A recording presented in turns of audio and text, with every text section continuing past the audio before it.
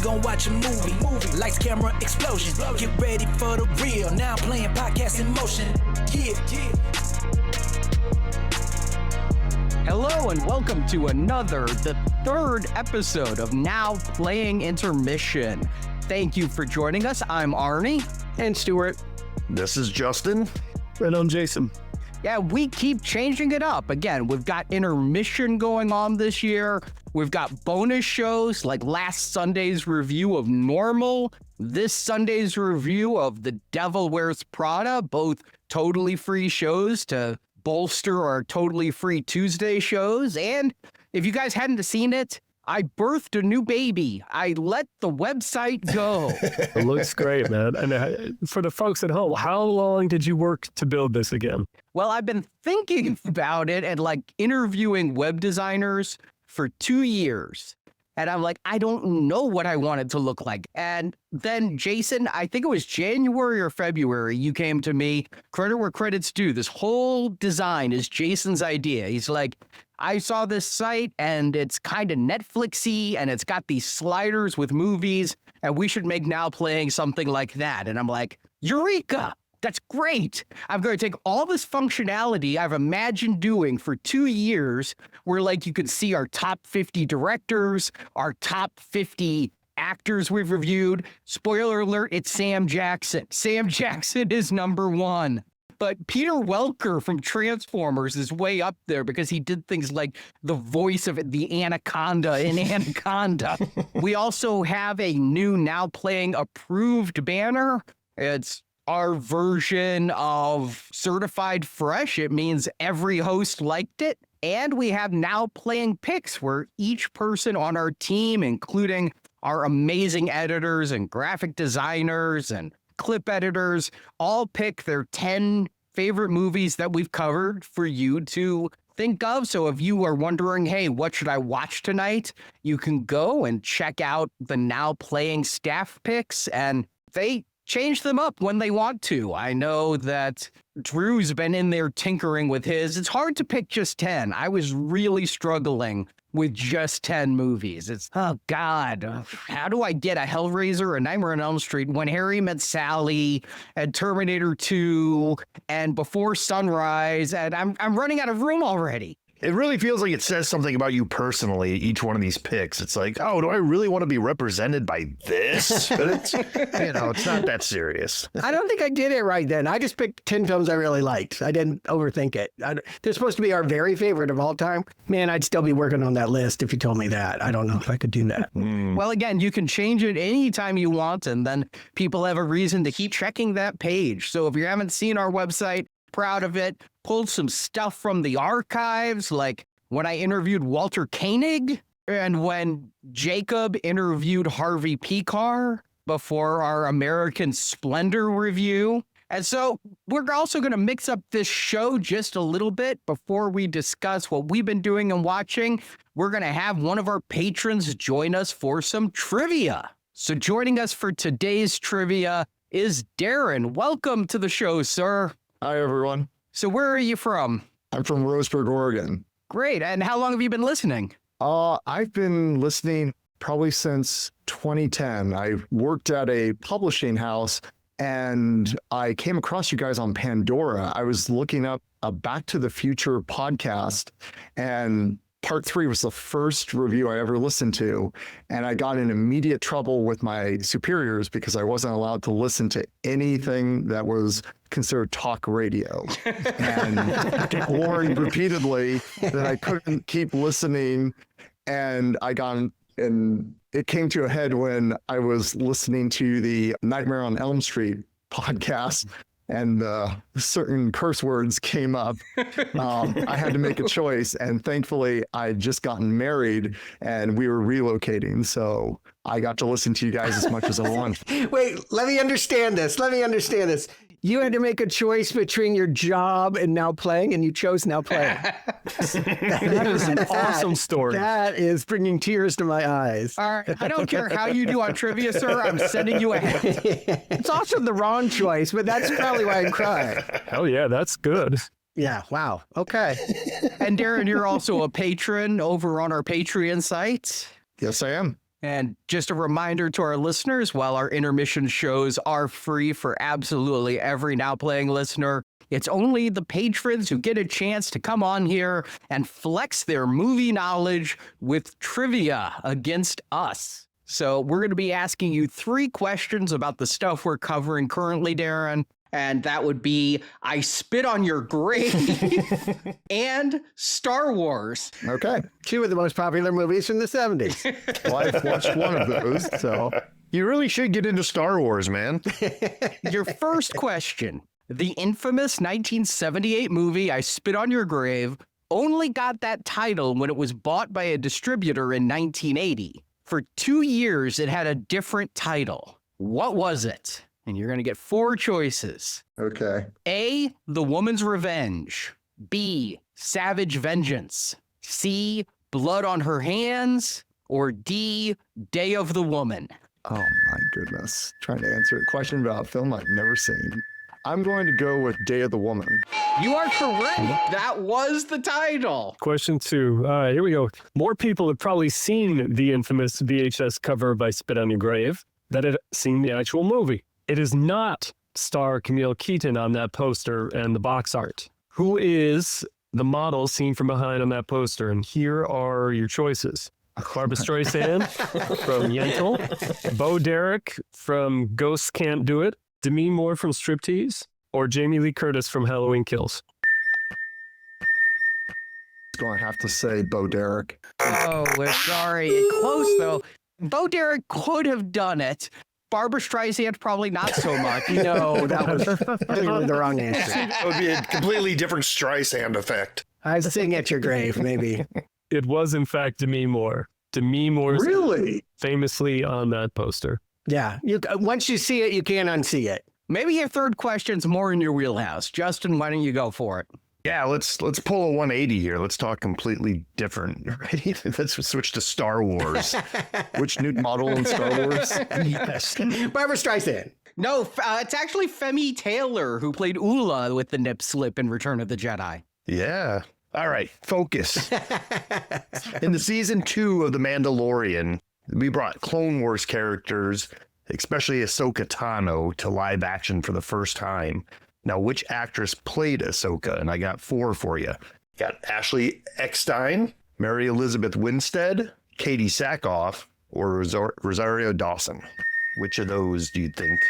Season 2 of The Mandalorian. The episode was The Jedi. Rosario Dawson played her live action. Ashley Eckstein did the voice in the Clone Wars cartoon. So I'm going to go with Rosario Dawson. Very good. Obviously, yeah, that was your wheelhouse. That's a Star Wars there. So for bonus points, who did Katie Sackhoff and Mary Elizabeth Winstead play? Oh, God. Mary Elizabeth Winstead, I believe, played Twi'lek Gila, and Katie Sackhoff is Bo-Katan Kryze, something like that. Wow. Absolutely. Yeah. You're very good. It's Hera, not Hela, but really close. But he combined the last name and the first name, Harris and Dula. He got the Ula in there. Yep. So, hey, we're going to give you bonus points. You're getting a shirt and a hat for playing. Nice. Really good job. You got a home run on the third. Absolutely. Knocked it out of the park. And if you're going to miss one, miss that second one. That'd be weird. That might be to your credit that you don't know much about Right? it on your grade, right? I think sometimes when you don't know, it looks better than when you do. But now, Darren, you have a question for us. Yes. So I've chosen Mortal Kombat for you guys. And Oh, bring it. yes, and I have a bit of a history with that. That was actually the first movie that I bought a ticket for with my dad.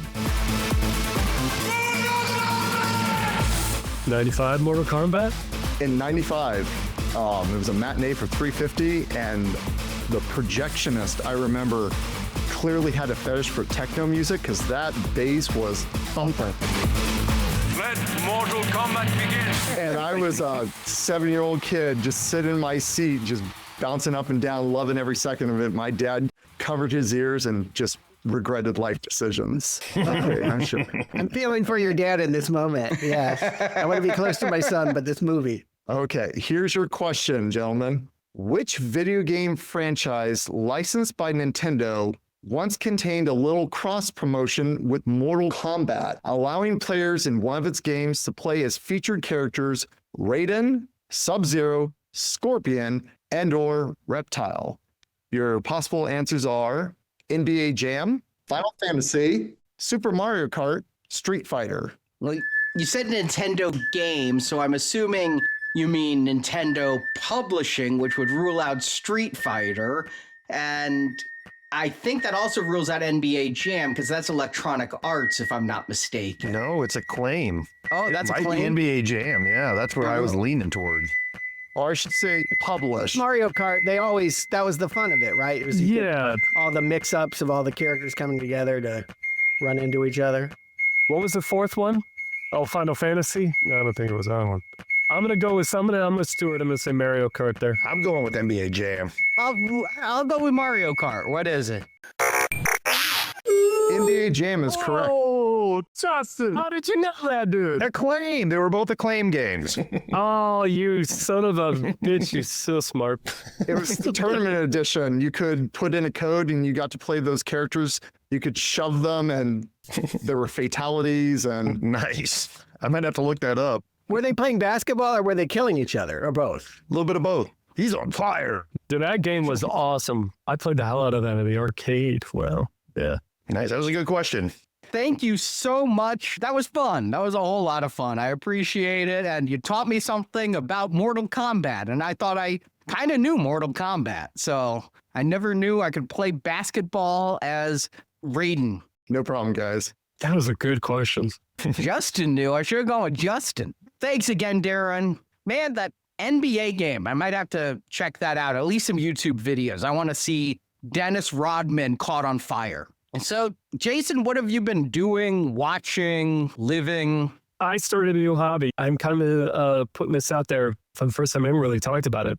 So I'm obsessed with this YouTube theme. Or genre. It's ambiance videos. There's an image of something, maybe it's a countryside or something, and just nature sounds or a thunderstorm or ocean sounds, things like that. And people put them up on YouTube. Some people will have like 9-10 hour long videos or whatever.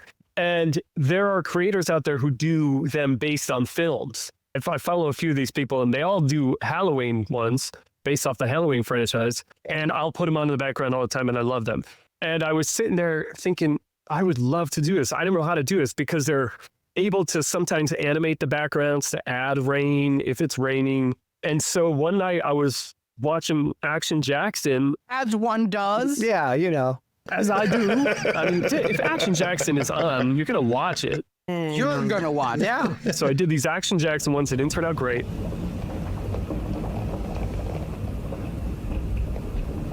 But I did one for the movie Running Scared with Billy Crystal and Gregory Hines. Yeah, we covered that.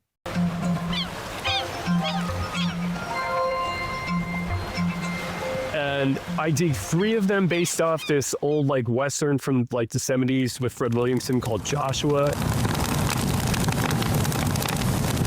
And I think that's when I really started to like, okay, I'm making this work and it's starting to look good and sound good. But I did things off that, and I got more coming because I'm just, it's like a new hobby now. I really enjoy this. They're fun for me, and this is what I put on in the background when I'm working. Yeah. So that is me. Jason, give us a link to that. We'll put it in the show notes on our brand new website so that people can go and check it out. We would appreciate that. Thank you. Justin, what about you? What are you up to? Well, it's still hockey season, as you can see, so still into that. My team's still in it. As we sit right now, we're 1 game away from winning to the second round, so that's fun. Our team's in it too. The Dallas Stars, they're going. Yep.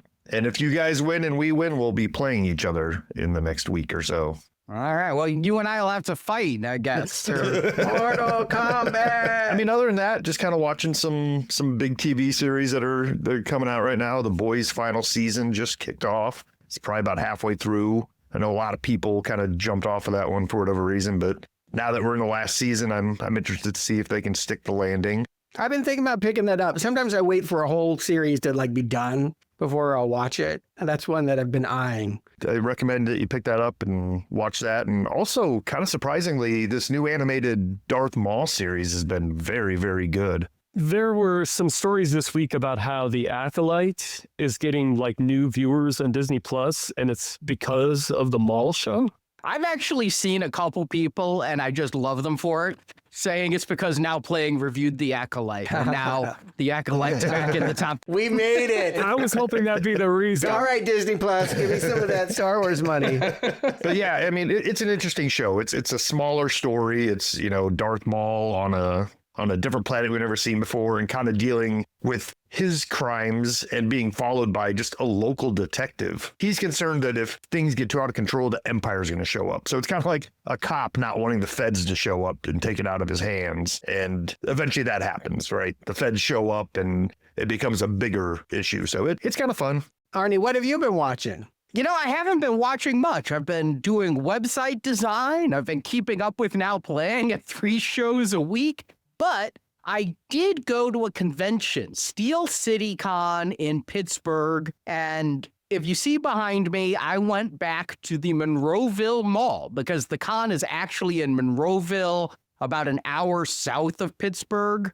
The mall is where they shot Dawn of the Living Dead originally. They're tearing this mall down, sadly. That's what I thought. Because Walmart wants a place for a new Walmart and Sam's Club. And so this historic mall is getting torn down, but I went there, and for the first time, because I went to Steel City in December to get Robert Englund's autograph and some other people's, and I went to the mall to see frickin' Five Nights at Freddy's, because there's a Cinemark at this mall, but I didn't know that there was a Pittsburgh Horror Museum at the mall. And so this trip, I went with Marjorie, and we went back and went to this Pittsburgh Horror Museum. It's in the upper level outside JCPenney. And I got to be honest, I had very low expectations. When I walked in, the front looks pretty small. It's kind of like a horror store where you can buy action figures, T-shirts.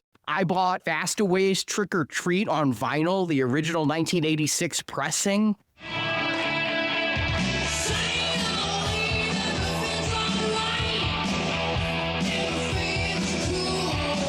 And it's $10 to enter the museum. And I'm like, it's probably literally just like a back room here. We're probably looking at like a storage room behind a mall. But it's $10 a person. Marjorie and I pay.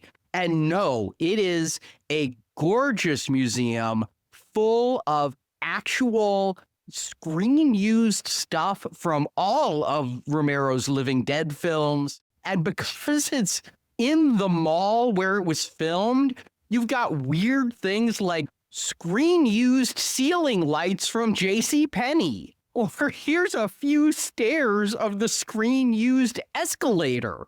Or here's the side of the screen-used ice rink that we got when they tore the ice rink out of the mall.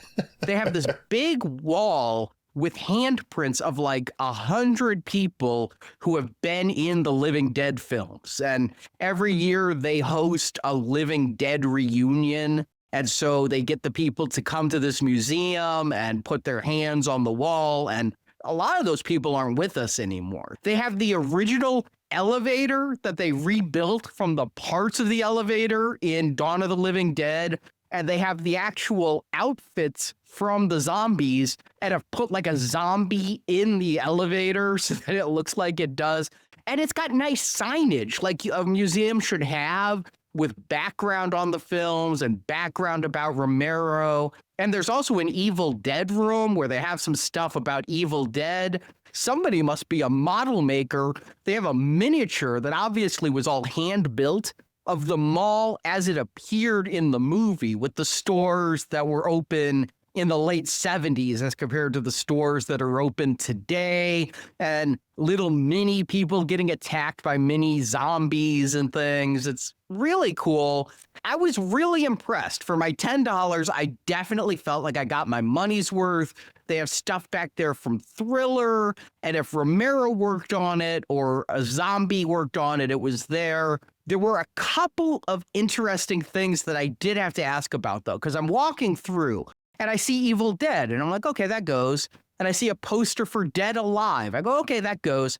I see a poster for Zack and Miri Make a Porno. And I just cock my head and I'm like, Is the guy just a fan? The guy who owns this museum? No, it's Monroeville. Yeah, they shot up there.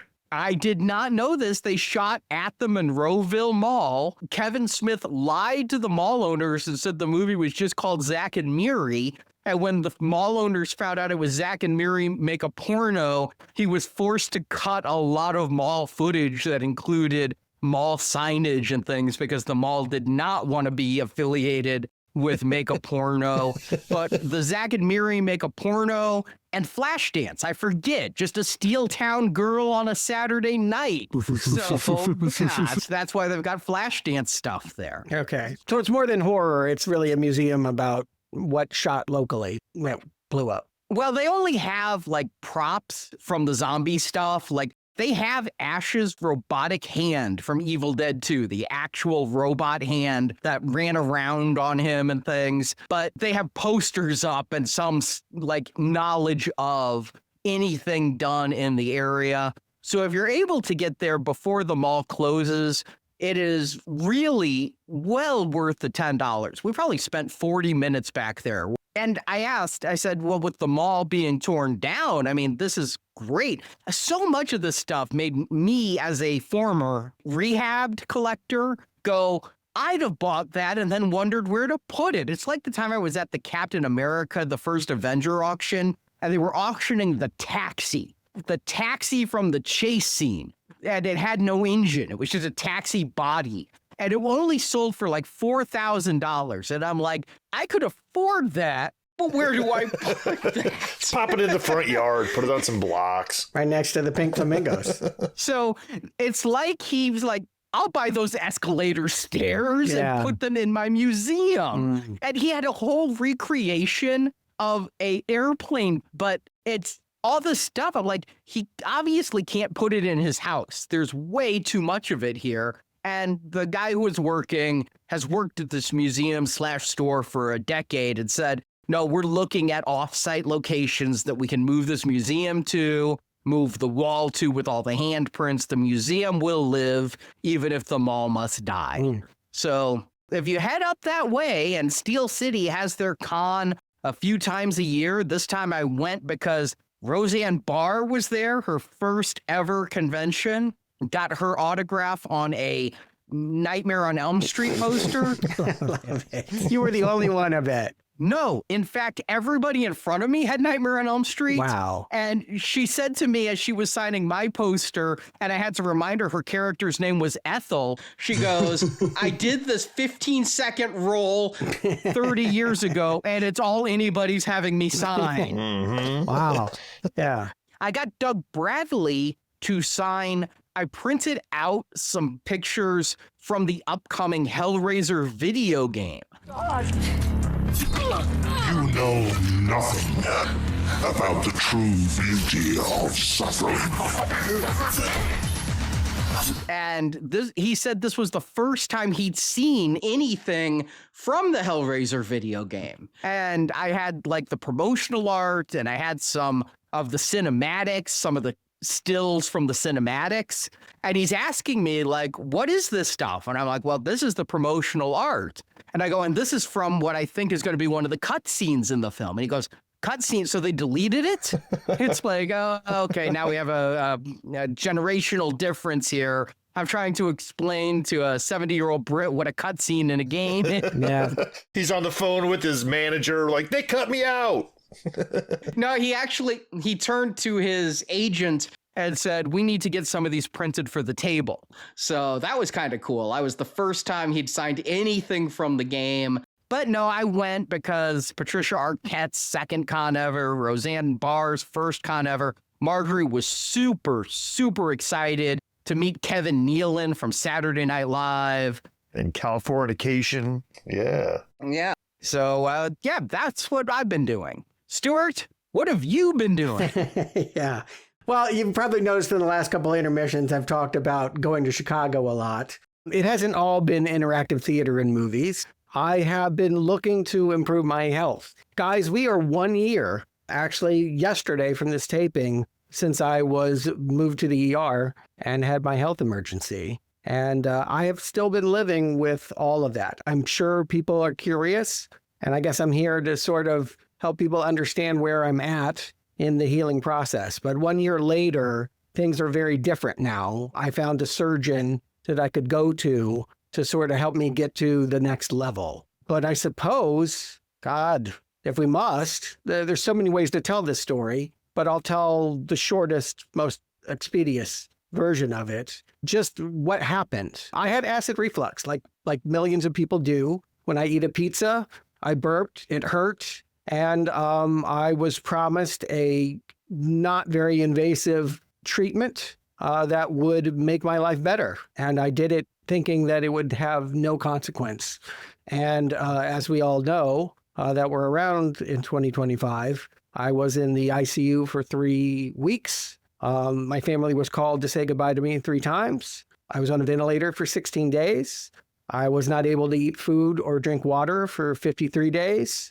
I had rashes, I had pneumonia, I had everything go wrong. And I had so much support during that time. I really, really can't thank enough all the people that reached out during that very, very dark time. I know that people even now ask me, how are you doing? How are things going? I had plateaued. I was eventually able to leave the hospital, return back to home, relearn to walk again, and go back on with my life. But the procedure, in order to save me, they had to cut me open and my insides were rearranged. The best I could say it is, if you know what a normal body looks like, shake that up and that's what ended up being my insides. The intestines, the stomach, all of it was rearranged. And my brother very unkindly suggested that it was alien cosplay. I had a giant pregnancy that looked tumorous. I mean, people would come up to me and like, do you have a tumor? Are you sick? Are you dying? I'm like, no, this is just how they left me. This is me surviving. And so it's very uncomfortable to live that way. The best I could describe it is if you took like a fanny pack, filled it with quarters and strapped it too tight to your body, that was my every waking moment. Walking around, trying to breathe, forget running. I used to be able to jog. I ran marathons. Well, I could barely get up a flight of stairs without hyperventilating. And so how was I doing? I was doing okay. I was surviving, but I wanted to see if I could return to some kind of pre-operation condition. And so I was able to find a surgeon eventually in Chicago, and they, for 6 hours, operated on me a couple weeks ago. And I'm still recovering from that. It's a major surgery, but they did pull out a giant fibrous mass. I had a baby, apparently. I grew something inside of me during that time that my body produced. And my organs are more or less tamped down with mesh where they need to be. They won't migrate anymore and move around, which is nice to know. Can you get through a metal detector if you got all that mesh? I don't know. I haven't even thought about flying or what that would be. But yeah, there is metal in my body now, for sure. And that there it will remain by necessity. We're still seeing, I'm walking at, you mentioned Mortal Kombat. That's my training. I'm like, I've got to be able to get into a movie theater and sit and watch a movie. That might be the first time I do that since I've had that procedure. So I'm looking forward to seeing how much I can return to the functionality that I had before. But I also wanted to say thank you to all the people that have expressed concern and donated money and everything that you did, the t-shirts, all of that to support me during this year.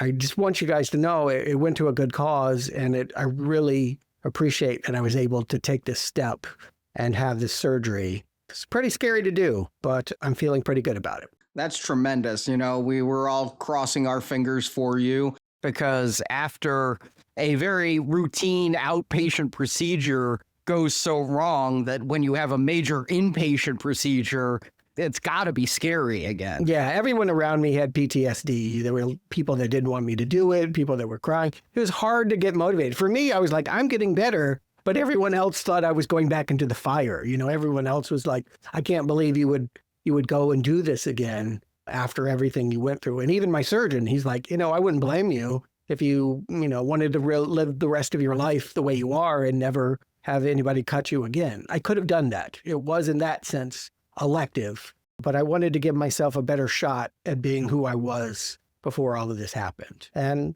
that's still a wait and see. I feel pretty good right now, but I also feel like all my innards have been mashed down and meshed in, and taped up and yes, a tightly bundled Christmas gift is kind of how it feels right now. Well, I mean, I have to say I was surprised to see you today, Stuart, and warms my heart to see you back home and at least up and about for now, you know. And Yeah, I go on walks. I mean, I'm able to go about a mile walking, and it goes pretty well. I don't use walkers. I mean, eating is returning. I can have about 2 meals a day.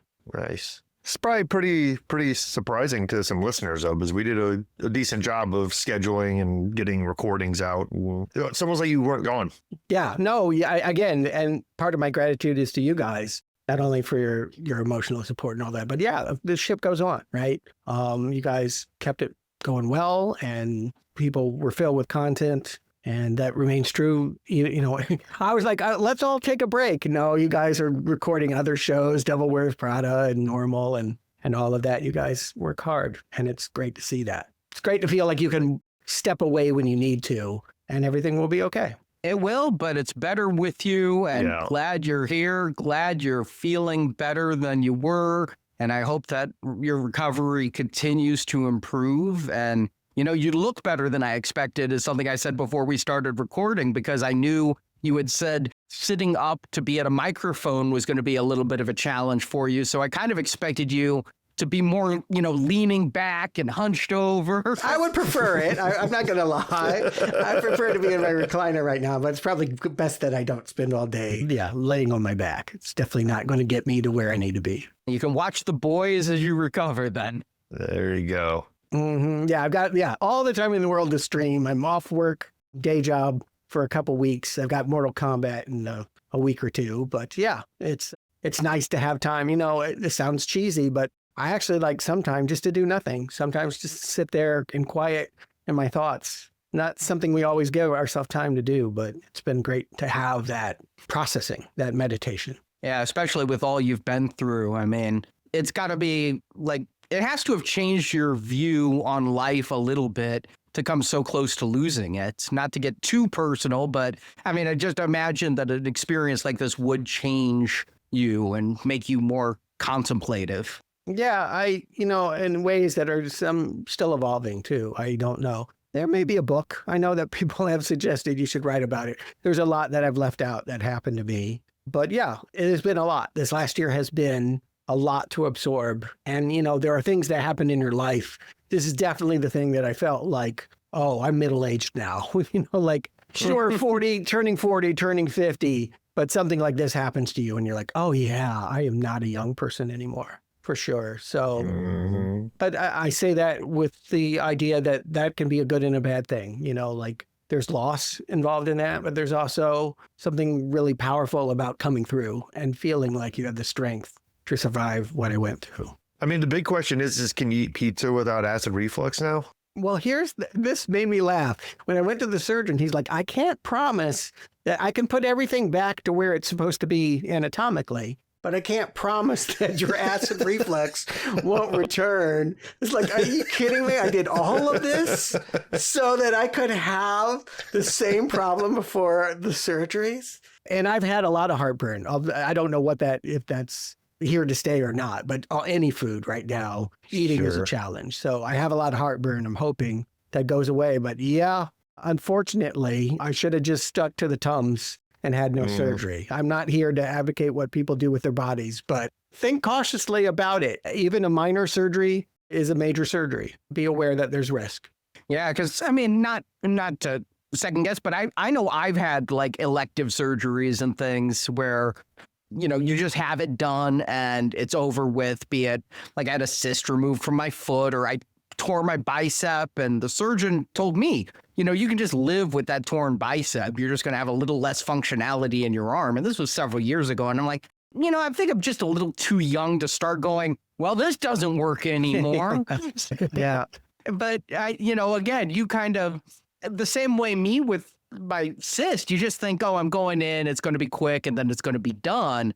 And that's what you thought about your acid reflux. I remember we were supposed to do that video game movie with the hourglass until dawn. I had the surgery on a Wednesday. I was planning on seeing it on a Thursday and recording on a Saturday. And didn't happen for another 8 months. You're talking to me in your hospital bed. Stuart's a very devoted and hardworking person. Actually, everybody on Now Playing is. That's why we're able to keep up with the shows we do. For sure. But Stuart's talking to me from the hospital bed, like, I don't think Until Dawn's going to happen, but we'll make Thunderbolts for sure. And we did. It was just a little late. I just had to have 10 more complications. 2 days later, he's in a coma. Yeah. I just got to do this coma thing for a little bit, then I'll be ready. Yeah, he was off in the Shadow Realm. Anything to get out of a video game movie, Stuart.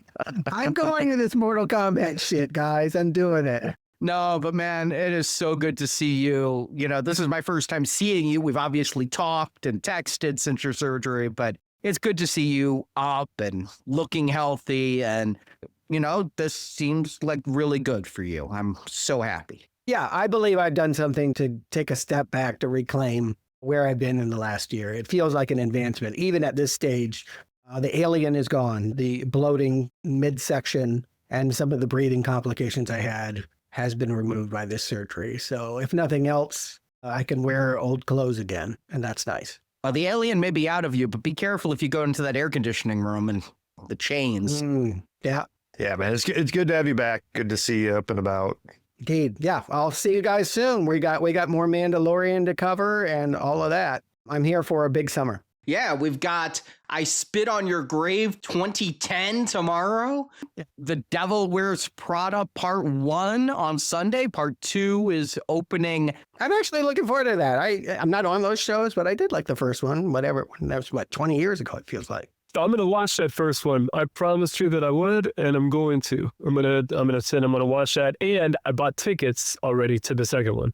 So I've got to watch the first one now. Maybe that's my warm-up. Before I do Mortal Kombat 2, I'll test run Devil Wears Prada 2. We'll see how that goes. But I'm looking forward to you guys reviewing it. And then this Tuesday, we're going to a new area of the Star Wars universe, a shorter series, Book of Boba Fett. Yeah, I missed it. I was the Mando fan. I was watching that series. I didn't even realize it was connected. I heard it was some Robert Rodriguez thing, and I just figured, nah, I don't need that. But I guess Mando is in it, and on lots of the characters are carryover. It's almost like its own third season of the Mandalorian show. It's like Civil War to the Avengers. It doesn't mean anything to me. Captain America Civil War. Okay, yes. All right. Yeah. How it's basically an Avengers movie, but it doesn't say Avengers. Yeah. All right. Well, thank you all for listening to this third intermission. Please keep your feedback coming on the new website, on the new intermission shows, on everything we do. We really, we did that big survey at the end of last year, and a lot of the stuff we're doing is a direct result of your feedback. So please keep that feedback coming even when we're not doing a survey. Thank you so much, and we will talk to you soon. Adios. I still need a sign-off line. When are they going to vote on it? We got some suggestions. You didn't love them. Yeah, Be Kind Rewind, because we talked about video stores last time, so I think they were going with that. Hasta la vista, baby. I don't want to take straight from... No, you don't want to quote a movie. Or maybe there's a good one from Action Jackson. You would know. You would know if there was a good one from Action Jackson.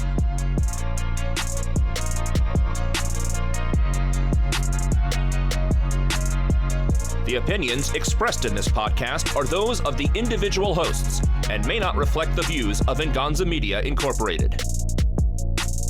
Now Playing is a Venganza Media production, copyright 2026, and no part of this show may be reproduced, repurposed, or redistributed without the written permission of Venganza Media Incorporated. All rights reserved.